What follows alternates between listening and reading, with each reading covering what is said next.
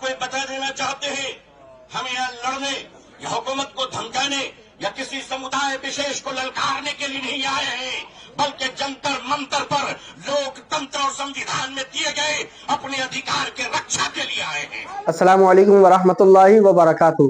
प्यारे नाजरीन, जैसा कि आपको मालूम है कि आज 17 मार्च है और 17 मार्च में दिल्ली के अंदर बहुत बड़ा धरना प्रदर्शन हो रहा है। 17 मार्च में दिल्ली के अंदर जंतर मंतर में तमाम मुसलमानों को, लाखों मुसलमानों की भीड़ इकट्ठा हुई और वहां पर वक्फ बिल के ताल्लुक से बात की जाएगी। आज से चंद महीने पहले वक्फ बिल को जो पेश किया गया था उसको पेंडिंग में डाल दिया गया था, लेकिन उसका कोई फैसला, कोई नतीजा सामने नहीं आया था। इसी को लेकर हज़रत मौलाना अशरफ मदनी और मौलाना वली रहमानी ने ये ऐलान किया कि 17 मार्च में दिल्ली में धरना प्रदर्शन किया जाएगा और वहां पर अपनी बात को रखा जाएगा। आज हम आपको वहां की कुछ लाइव वीडियोस दिखाएंगे कि वहां पर कितनी लोगों की भीड़ है और लोग वहां पर क्या कह रहे हैं वक्फ बिल के ताल्लुक से। चलिए सबसे पहले वहां की एक वीडियो देखते हैं, इसके बाद इंशाल्लाह बात करेंगे। वीडियो क्लिप आपकी स्क्रीन पर। आज रोजेदारों का ये हसीन मजमा हिंदुस्तान में 16वें रोजे पर सलाम पेश कर रहा है, तो वादिये बदर में आज 17वीं रोजा यौम बद्र को याद कर रहा है। जब हक के लिए तुम उठोगे तो अल्लाह तुम्हें कभी मायूस नहीं करेगा, अल्लाह तुम्हें कभी जलील नहीं करेगा। ऐ रोजेदारों के अजीम मजमे, ऐ मुसलमानों, आप आज ये बता दीजिए कि जिस तरह इफ्तार में वक्त से पहले आप गिलास शरबत की पिया नहीं करते, उसी तरह मजमे आम में भी अपने डिसिप्लिन को कभी तोड़ा नहीं करते।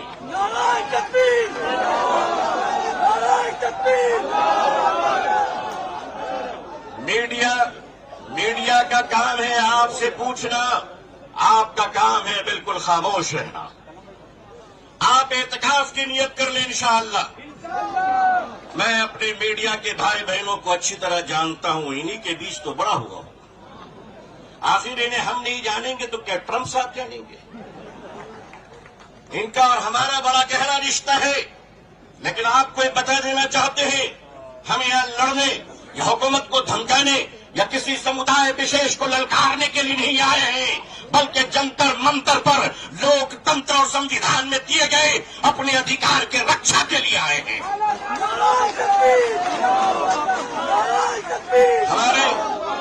हमारे ऑनरेबल एमपीज जो दूसरे धर्म और समुदाय से ताल्लुक रखते हैं, हम उनका इस्तकबाल और स्वागत करते हैं। मैं उस देश का रहने वाला हूं, मैं भारतीय हूं और भारतीय समाज का हूं। हमने वो परिवार देखे हैं कि जिस परिवार में पत्नी शाकाहारी है और पति मांसाहारी है। एक धर्म पत्नी अपने पति के लिए अंडा, गोश्त, मछली बनाने के बाद स्नान करती है और खुद सब्जी बनाकर खाती है। मैं पूछता हूं इस देश से, अगर यहाँ एक शाकाहारी पत्नी मांसाहारी पति के साथ अपने जीवन को बिता सकती है, तो हिंदू और मुसलमान इस देश में साथ में क्यों नहीं रह सकते?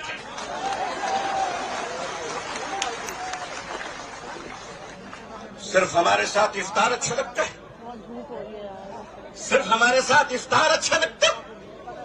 हमारे माननीय प्रधानमंत्री जी क्या प्यारे लगते हैं जब कोई तशरीफ ले जाते हैं। हम तो कहते हैं प्रैक्टिसिंग मुसलमान देखना है तो वो तस्वीर देख लो। अगर आपको प्रैक्टिसिंग मुसलमान देखना है, आपको अगर प्रैक्टिसिंग मुसलमान देखना है तो पॉलिटिकल पार्टी में इफ्तार देख लीजिए, कितने प्यारे प्यारे हसीन और जमील मुसलमान नजर आते हैं। लेकिन अजीजान मिल्लत, माननीय प्रधानमंत्री जी कहा करते हैं कि हमारे जमाने में जब हम बचपन में थे तो ईद के रोज हमारे घर में खाना नहीं बनता था, पड़ोसी मुसलमान खाना भेजता था। प्रधानमंत्री जी, मुसलमान आज भी जिंदा है। आप इजाजत दीजिए, मोहब्बत से प्योर शाकाहारी खाना हम आज भी ईद में बेचने को तैयार हैं। मानिए, हमारे घर का चूल्हा बंद नहीं हुआ है, आपके दर की मोहब्बत का दरवाजा बंद हो गया है। All India Muslim personal board अपने बुजुर्गों की क़यादत में यहाँ आया है। हमने पढ़ा था कि शेखुल इस्लाम सर पे कफन लेकर जाया करते थे। हमने पढ़ा था कि शेखुल हिंद कफन लेकर जाया करते थे। हम मानते हैं हमने उन बुजुर्गों को नहीं देखा, मगर उन बुजुर्गों की निस्बतों से मुनसलिक ये चश्मो चराग की हिफाजत कर लो मुसलमान। मुसलमानों, आज अपनी क़यादत की हिफाजत कर लो और क़यादत पर एतमाद कर लो। इंशाअल्लाह याद रखना, हम इस्लाम की भी हिफाजत करेंगे। ऐ देश हिंदुस्तान, हम तेरी भी हिफाजत करेंगे। मैं अपने प्रशासन से कहना चाहता हूँ, पुलिस डिपार्टमेंट से, हम आपके ही भाई बहन हैं, हम आपके ही समुदाय और समाज से आते हैं। आप हमारे हैं, हम आपके हैं। आज हम हैं, कल नहीं रहेंगे। देश है और देश रहेगा इंशाअल्लाह। औकाफ, ये जो वक्फ की जमीनें हैं, ये बिल्वर्स की चैरिटी है, ये मुसलमानों के बुजुर्गों ने चैरिटी की है, और ये देश की जमीनें देश में रहेंगी और देश ही के काम आएगी। मैं जेपीसी को सिर्फ इतना कहता हुआ जाना चाहता हूं कि आपने बड़ी नाइंसाफी से काम लिया है, बड़ी नाइंसाफी से काम लिया है। आप जिस तरह स्टेक होल्डरों को छोड़कर नॉन स्टेक होल्डरों से बात कर रहे थे, मुझे तो डर लग रहा था कि भारत के बाद शायद आप श्रीलंका जाने वाले हैं। वहां पूछने वाले हैं लोगों से कि बताओ आप नेपाल जाने वाले हैं क्यों? भारत में बांग्लादेश की हसीना अच्छी लगती है, हिंदुस्तान का हुसैन भाई अच्छा नहीं लगता, नहीं अच्छा लगता। आखिर हम आपके हैं, आप हमारे हैं। आइए हम देश को एक पावरफुल शक्ति बनाएं, भारत को एक गौरवशाली देश बनाएं। हिंदुस्तान जिंदाबाद,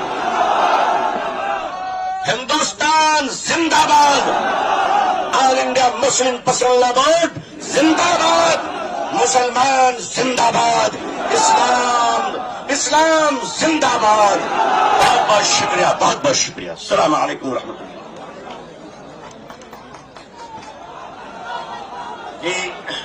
बहरहाल हम महसूस कर रहे थे कि आप लोगों को भी एक जज्बाती तकरीर की जरूरत थी, तो आपने सुना। अब मैं सीपीआई एमएल के दीपांकर भट्टाचार्य जी से गुजारिश करता हूं, जो जनरल सेक्रेटरी हैं, वो तशरीफ लाए हैं इसी प्रोग्राम के लिए, और जो उधर ऊपर चढ़ रहे हैं वो नीचे आ जाएं। आप लोग नीचे आ जाइए, ऊपर मत चढ़िए। दीपांकर भट्टाचार्य जी। शुक्रिया। आज इस सवाल को लेकर के आप सब लोग यहाँ इकट्ठे हुए हैं, ये हम सब लोगों का साझा सवाल है। इस संशोधन बिल के खिलाफ हमारी पार्टी ने भी पोजीशन लिया है, और पार्लियामेंट के अंदर भी हमारे जो 2 मेंबर पार्लियामेंट हैं उन्होंने भी पोजीशन लिया है। और मुझे जानकारी है कि अपोजिशन की बहुत सारे पार्टीज ने जो इसके लिए जेपीसी बनाई गई थी उसमें भी बातें गई थी, लेकिन उनकी तमाम बातों को दरकिनार करके जिस तरह से इस देश में बुलडोजर राज चल रहा है, इस बिल को भी बुलडोज कर देने की पूरी साजिश चल रही है। इस साजिश के खिलाफ आज हम सब लोग यहाँ जमा हुए हैं, और मुझे लगता है कि इस समय ये सवाल हमने तमाम स्पीकरों को सुना, और बिल्कुल ये सही बात है कि ये वक्फ की जो जमीन है उसका निश्चित तौर पर सीधा जो ताल्लुकात है वो मुस्लिम कम्युनिटी से है, कलेक्टिव चैरिटी और वेलफेयर के साथ है। लेकिन ये जो सवाल है, ये सवाल इस समय सिर्फ किसी एक कम्युनिटी का सवाल नहीं है। आज हम लोग देख रहे हैं कि जो भारत में जिस फासीवाद के दौर से हम गुजर रहे हैं, ये एक एक करके मुद्दों को चुनते हैं, एक एक तबकों को टारगेट करते हैं, और सबको अलग अलग करके बांट करके अपना पूरा मकसद पूरा करता है।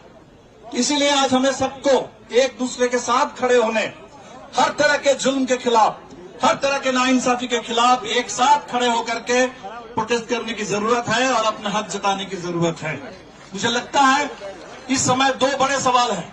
एक तो सवाल जमीन का है, इस देश में जमीन पर नजर है, जमीन कब्जा करने के लिए, उसको हड़पने के लिए। ये बात किसानों को अच्छी तरह से समझ में आती है।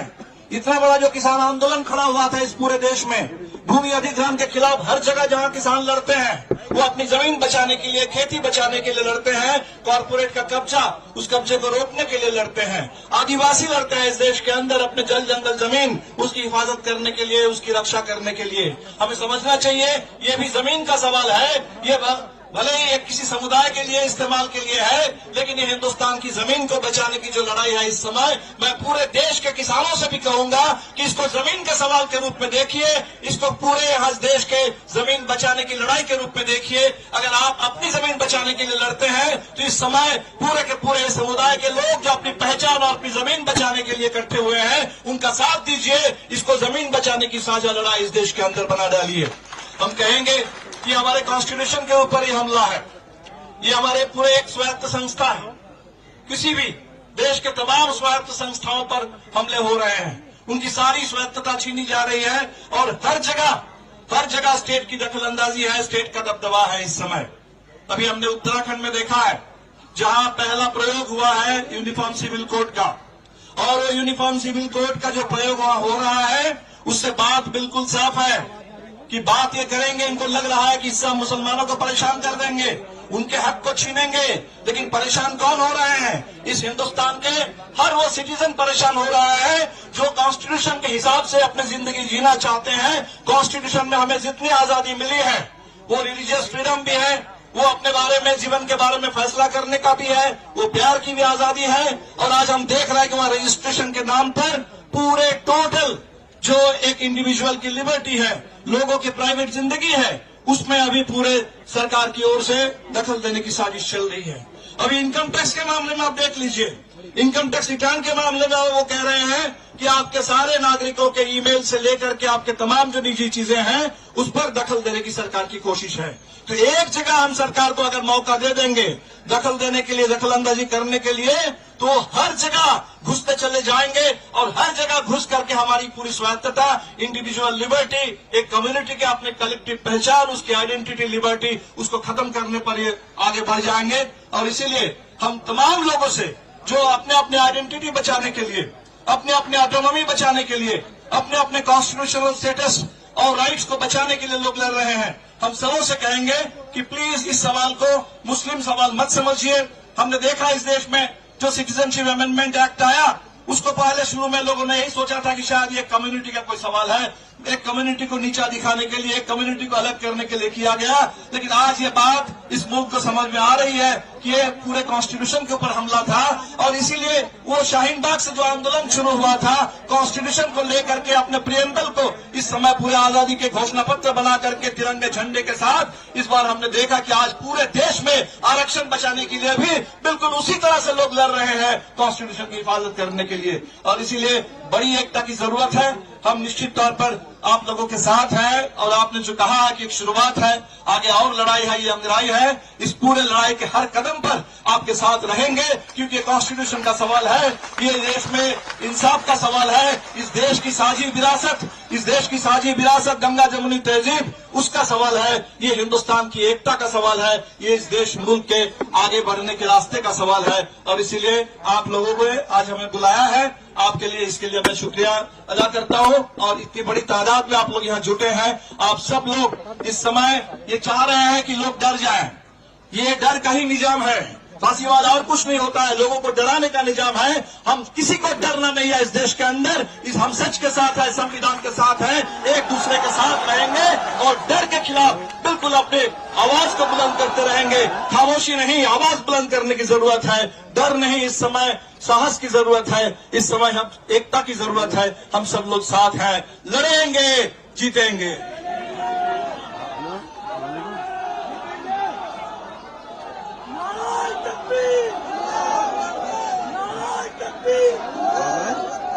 वक्त तरमीमी बिल वापस लो, वापस लो।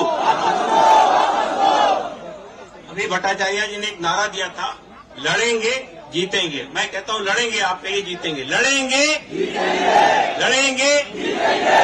दोस्तों और साथियों, भारतीय बहुजन अलायंस यहाँ के आदिवासी, दलित, ओबीसी तबकात का एक ऑल इंडिया प्लेटफॉर्म है।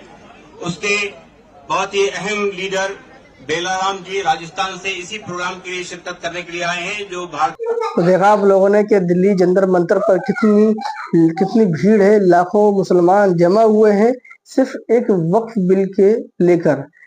आपको क्या लगता है, क्या वक्फ बिल वापस होगा?